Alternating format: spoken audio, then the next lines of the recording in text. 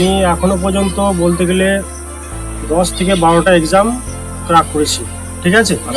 এর আগে আমি বলতে গেলে ডাব্লিউবি কনস্টেবল, কেপি কনস্টেবল 2 থেকে 3বার পাস করেছি, এসআই পাস করেছি একবার, আচ্ছা সিজিএল প্রিলিমিনারি ক্র্যাক করেছি, এসআই।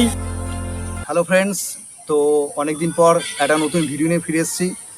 আমার সাথে দেখতে পাচ্ছেন কৌশিক, আমার কলেজ লাইফের বন্ধু, এবং আজকে অনেক দিন পর কিছু কথা বলেনি। ও হচ্ছে প্রিভিয়াসলি অনেক গভর্নমেন্ট এক্সাম পাস করে এসছে, তো সেই বিষয়ে অনেক আমি ওর সাথে আলোচনা করব, কথা বলবো। তো আপনারা যে অ্যাসপিরেন্টস আছেন, যারা গভর্নমেন্টের জন্য প্রিপারেশন নিচ্ছেন, তাদেরকে বলবো এই ভিডিওটা অবশ্যই ভালো করে দেখবেন। অনেক কিছু আপনারা এই ভিডিও থেকে নলেজ পাবেন, অনেক কিছু শিখতে পারবেন। তো আমি এক্সাম পাস করেছিলিস, তো গভর্নমেন্টের কত সালে বা কি কি এক্সাম এর আগে দিয়েছিলিস আর কি কি এক্সাম পাস করেছিলিস, সেগুলো একটু যদি দর্শকদের বলতিস। আচ্ছা, প্রথম কথা হচ্ছে আমি বর্তমানে একটা ব্লকে কাজ করছি, জবই বলতে পারেন। তো আমি এখনো পর্যন্ত বলতে গেলে 10 থেকে 12টা এক্সাম ক্র্যাক করেছি, ঠিক আছে। জোরে হাততালি হবে। ঠিক আছে।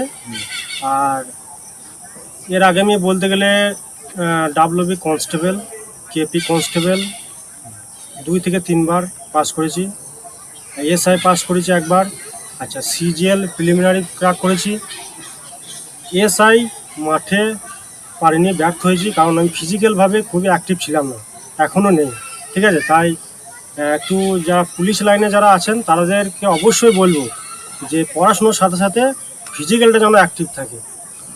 আর এছাড়া পাশাপাশি অনেক এক্সাম ক্র্যাক করেছি, তার মধ্যে এখন রিসেন্ট যেগুলো আছে, যেমন পিএসসি ক্লার্কশিপ পাস করে আছি, তারপর আছে আমার প্রাইমারি টেট আছে, পাস করে আছি, ইন্টারভিউ বাকি আছে।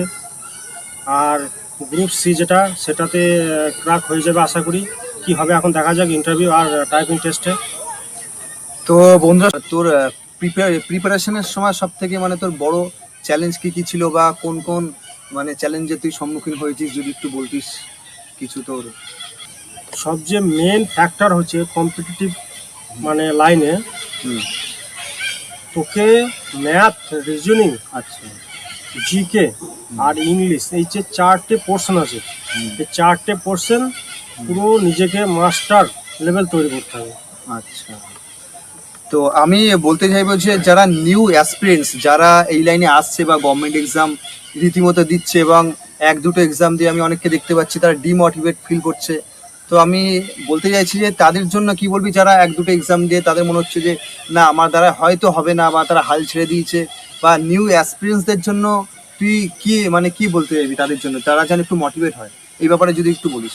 তারা কি করে প্রিপারেশন নেবে এখন দিয়ে, বিগিনিং হোক বা যাদের বয়স এখন অল্প আছে বা যারা বিগিনিং স্টার্ট করছে এখন, আমি অবশ্যই বলবো যে তারা প্রথম কথা যে তাদের প্ল্যানিং ঠিক করতে হবে, তাদের স্ট্র্যাটেজি ঠিক করতে হবে, ঠিক আছে।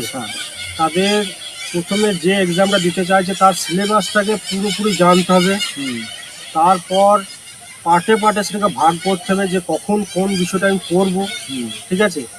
আর ম্যাথ, রিজনিং, বিশেষ করে ম্যাথ আর রিজনিং, এই পোর্শন দুটো 95% অ্যাটেম্প যেন চাই, তাহলে ক্র্যাকের সম্ভাবনা 100% থাকবে।